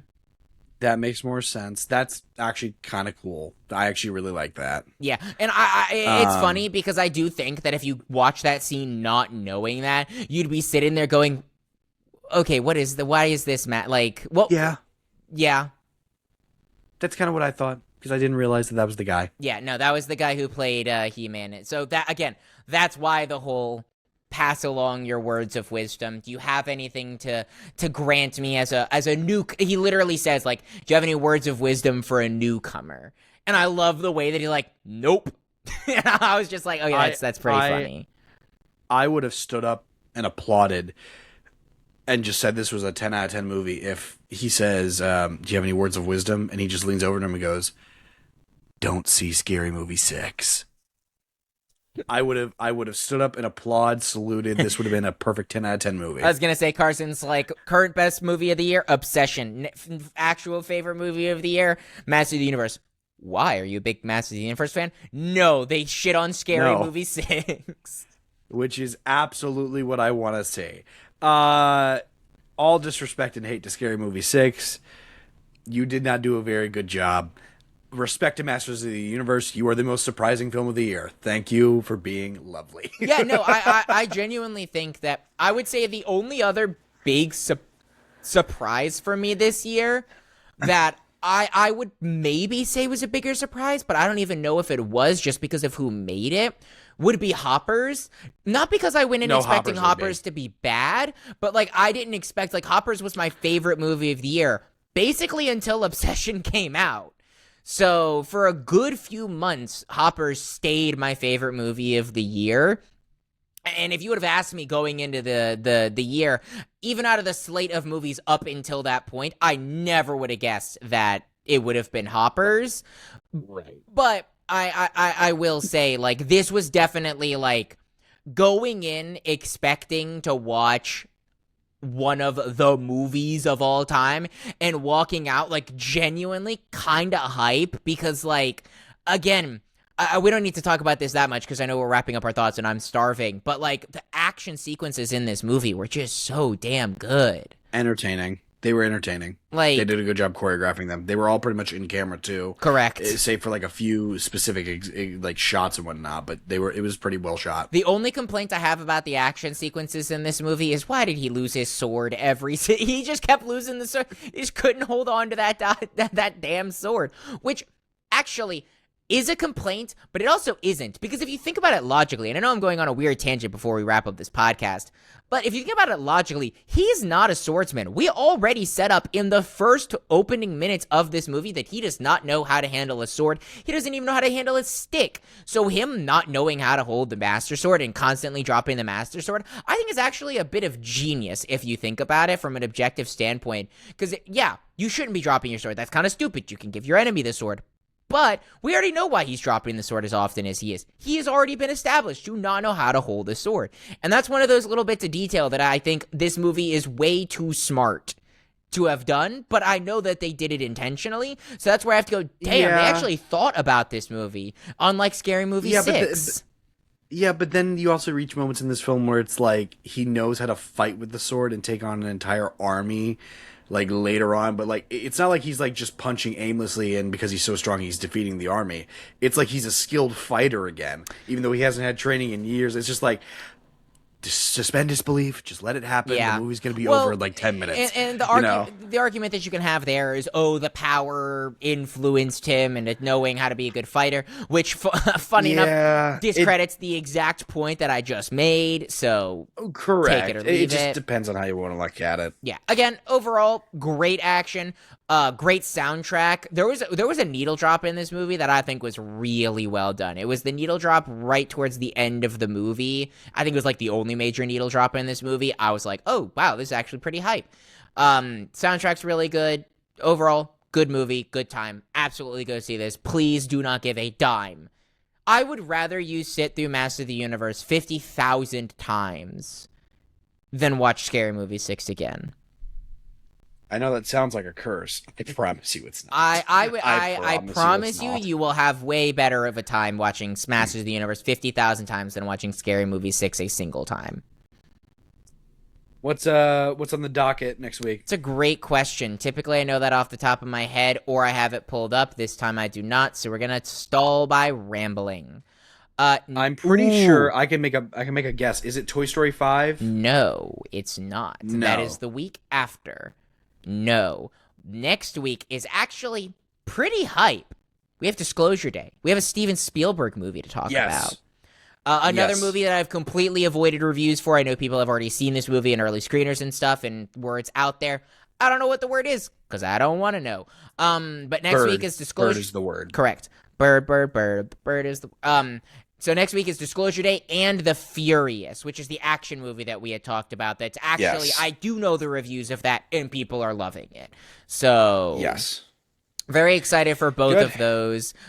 I guarantee you, both of those movies, even if they're terrible movies, will be better than Scary Movie 6. That's going to be the running bit. Just like how Tron Ares was the running bit of last year, I could foresee Scary Movie being that. I think the only reason it wouldn't be is because we forget that we watched Scary Movie 6. It was that bad. Tron Ares is God's gift to humanity. I don't know what to tell you. I was more wrong than I've ever could have possibly been. There are worse things out there in this world, and it's called Scream 6. It's real You mean bad. Scary Movie 6. Scream 6 is actually pretty baller. I like Scream 6. I meant to say Scary Movie 6, not Scary... Oh, my gosh. I'm going to have another drink in a few seconds here. You might want to click off pretty quickly. Thank you guys for listening. Thank you guys for watching. This has been another episode of the Nerdy Nimrods podcast, the only podcast on the internet where your two favorite Nimrods talk all things nerdy. You can find us on all podcast hosting platforms at Nerdy Nimrods on YouTube, Spotify, Apple Music, Amazon Music. Anywhere you can listen to or watch your podcast, you can find us. You can also find us on all social media platforms at Nerdy Nimrods or at Nerdy Nimrods Clips, where we post the biggest highlights and our condensed reviews on at Nerdy Nimrods Clips. But this has been this week. Next week will be next week. And as always, stay nerdy.